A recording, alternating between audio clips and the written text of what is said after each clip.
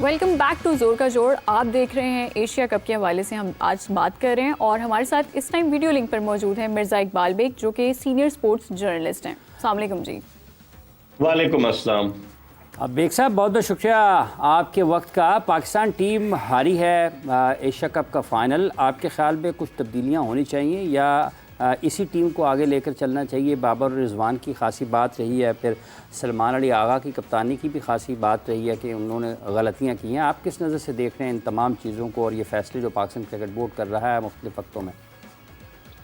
देखिए इमरान, मुझे तो नहीं लगता कि Salman Ali Agha as a captain continue करें, क्योंकि 4 महीने के बाद टी20 वर्ल्ड कप है और भारत और श्रीलंका में एक मरतबा फिर पाकिस्तानी टीम भारत के मध्य मुकाबले होगी टी20 वर्ल्ड कप में।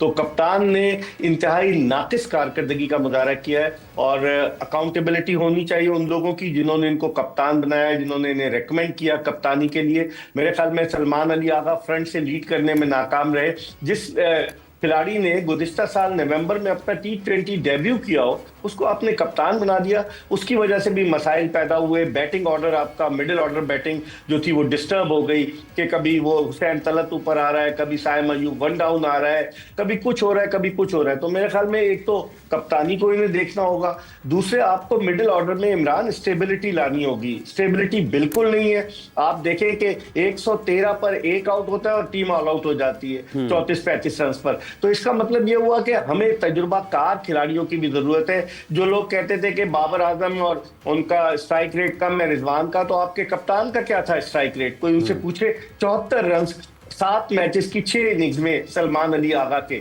बॉलिंग करते हुए वो डरते हैं। कल के मैच में जब 2 लेफ्ट हैंडेड बैट्समैन बैटिंग कर रहे थे, शिवन दुबे और तिलक वर्मा, तो वो एक भी ओवर कराने नहीं आया। हालांकि ऑफ स्पिनर लेफ्ट हैंडेड बैट्समैनों के लिए ज्यादा मौसर साबित हो सकता है। तो उन्होंने फ्रंट से लीड नहीं किया। एक तो कप्तानी का मसला है, दूसरे आपको मिडिल ऑर्डर को बेहतर बनाना होगा, तीसरे आपको अपनी बॉलिंग, फास्ट बॉलिंग के शोबे को मजबूत बनाना होगा। हारिस रऊफ जो है वो पैचेस में परफॉर्मेंस देते हैं, कभी तो वो जबरदस्त किस्म की बॉलिंग करते हैं 145 140 किलोमीटर फी घंटे की रफ्तार से, और कभी वो इतना पिटते हैं किसी के आदमी। कल आप देखें उन्होंने 50 रन दिए, बकिया पाकिस्तानी बॉलर्स ने 100 रन दिए, हारिस रऊफ ने 50 रन दिए। तो आप अंदाजा लगा लें कि आपको नजर आ रहा है शाहीन शाह अफरीदी जो है वो गेयर अप हुए, उन्होंने बहुत तेज गेंदें की हैं, पुराने शाहीन शाह अफरीदी नजर आ रहे हैं। और मुझे लगता है कि अगर कोई गड़बड़ ना करे तो मुझे लगता है कि अगले कप्तानी के उम्मीदवार शाहीन शाह अफरीदी होंगे, क्योंकि क्रिकेट बोर्ड बाबर और रिजवान को तो कप्तान बनाएगा नहीं, मुझे नहीं लग रहा। अगर बनाना होता तो वो टीम में होते। तो अब देखें क्या सूरत साहब, ये जो हुआ है मैच के बाद ट्रॉफी लेने के लिए इंडियन टीम नहीं आई और खिलाड़ियों के जो ख्यालात हैं वो भी प्रेस कॉन्फ्रेंस के जरिए पहुंचे हैं लोगों तक, भारतीय खिलाड़ियों के। तो ये सारी चीज़ें किस हद तक आपके ख्याल में नुकसानदेह हैं और आईसीसी को क्या करना चाहिए इस पर? देखिए इमरान, कल क्रिकेट की तारीख का मेरी नज़र में स्याह तरीन दिन था। मैं 30-32 साल से क्रिकेट कवर कर रहा हूँ, मैंने कभी नहीं देखा कि कोई टीम बैठी हुई सेल्फी बना रही है, वीडियो बना रही है ग्राउंड में और चीफ गेस्ट पोडियम पर खड़े हुए दीगर मेहमानों के साथ, और वो ट्रॉफी लेने नहीं आ रही।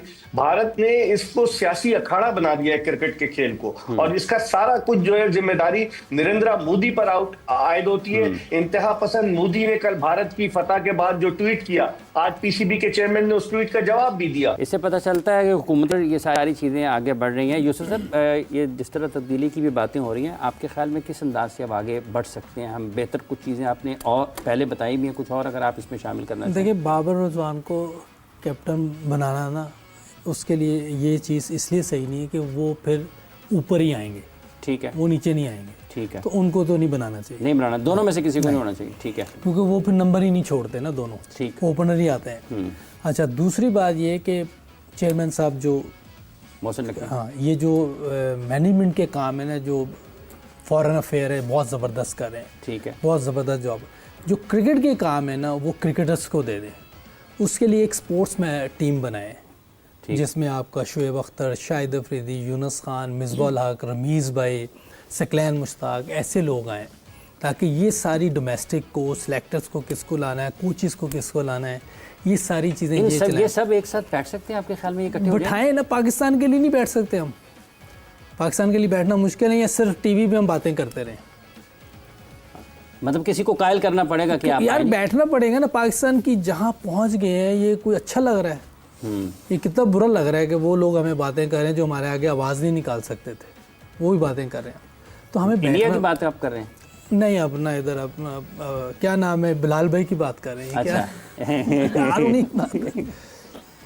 तो हमें ये करना, और इस स्पोर्ट्स जो बनाएंगे कमेटी, इसमें मेरी रिक्वेस्ट है इनसे कि कोई भी नॉन क्रिकेटर ना हो, वो इन्वॉल्व ना हो क्रिकेटिंग मामला। हाँ, क्रिकेटर्स के चीज़ें जितनी भी हैं, जैसे डोमेस्टिक है, सिलेक्टर हैं, कोचेज़ हैं, जो भी क्रिकेट मैटर्स हैं, उसमें आप किसी भी नॉन क्रिकेटर को इन्वॉल्व ना होने दें। ये मेरी रिक्वेस्ट है। तो फिर तो सिलेक्शन कमेटी में भी नहीं आएगा कोई? नहीं, होना नहीं चाहिए ना, उनका क्या काम है? किसी नॉन क्रिकेटर का क्रिकेट अफेयर्स में कोई काम नहीं है अगर आपने क्रिकेट बचानी है, नहीं तो इससे भी नीचे जाएंगे। ये तो कुछ भी नहीं अभी हुआ, आपने क्वालिफायर ना खेलने पड़ जाए वर्ल्ड कप में। हाँ, अभी मैंने कल देख रहा था कि वो नेपाल ने वेस्ट इंडीज को मार दिया। हाँ जी, नेपाल ने वेस्ट इंडीज को हराया। वहाँ तो चलो एक बात समझ आती है, एक मुल्क नहीं है, कोई दूसरा मुल्क है, सारे मिल मिला के। यहाँ तो एक कंट्री है, यहाँ हम सब बैठ के इस मामले को हल कर सकते हैं, कोई मुश्किल काम नहीं है, ईजी काम है। लेकिन सिर्फ ये है कि हम इन ज़बरदस्त काम कर रहे हैं। चेयरमैन साहब ज़बरदस्त इंसान है, देखें वो किस तरह सारी चीज़ें लेके चल रहे हैं। सिर्फ क्रिकेटर मैटर्स जो है क्रिकेटर्स को दे दें, इतनी मेरी रिक्वेस्ट है उनसे। ठीक है, क्रिकेट के मामला क्रिकेटर्स को चलाने चाहिए और पाकिस्तान के टॉप क्रिकेटर्स को लाना पड़ेगा, आना पड़ेगा आगे। इकबाल बेग साहब, ये किस हद तक एक मुश्किल काम है और इसके लिए फिर चेयरमैन को खुद सबसे बात करना पड़ेगी और फिर इनको इख्तियारात भी देना पड़ेंगे। क्रिकेट वापस ट्रैक पर आ सकती है इससे? देखिए, माजी में भी तो टॉप क्रिकेटर्स को लिया था ना। पाकिस्तान क्रिकेट बोर्ड के चेयरमैन ने एक प्रेस कॉन्फ्रेंस की, वकार यूनुस को अपने बाएं दाने बिठा करके, मुझे क्रिकेट का पता नहीं है, अब क्रिकेट के सारे मामलात वकार यूनुस चलाएंगे। तो 5 मेंटोर्स बने, 50-50 लाख रुपए महाना उनको दिए। तो क्रिकेटर्स ही आए थे ना, वो क्रिकेट के मामलात नहीं चला सके। अब घूम फिर कर अगर वही लोग आ जाएंगे तो पाकिस्तान क्रिकेट का तो अल्लाह ही हाफिज है ना। आप देखें, वहाब रियाज पिछली सिलेक्शन कमेटी में थे और उसके बाद वो मेंटोर्स के हेड बन गए।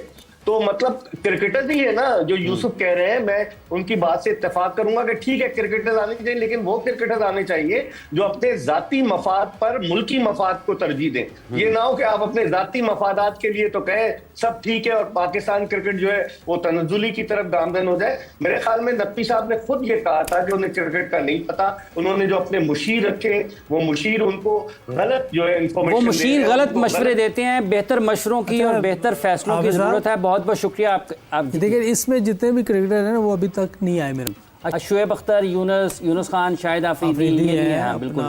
रमीज भाई तो खैर वो चेयरमैन भी रहे हैं और उस जॉब पे भी हैं। तो ये एक डिफरेंट है, कोई इसमें कोई हर्ज नहीं है, इसमें कोई। ठीक है। बहुत बहुत शुक्रिया आपका इकबाल बेग साहब, आपने अपना वक्त दिया। मोहम्मद यूसुफ साहब, आपका बहुत शुक्रिया। इरम, आपका बहुत बहुत शुक्रिया। जितने भी लोग हमें देख रहे हैं, आप सब लोगों का बहुत बहुत शुक्रिया। ये क्रिकेट पाकिस्तान का, इस मुल्क का, इस कौम का कौमी असासा है। इस असासे को महफूज करने के लिए अपने ज़ाती मफादात को बालाए ताक रखते हुए पाकिस्तान के क्रिकेटर्स को एक सफ़े पर एक जगह पर जमा होना है। जैसे कि एक टीम में खेला करते थे पाकिस्तान के लिए, अब इनको पाकिस्तान को कुछ वापस करने के लिए भी इकट्ठा होना है।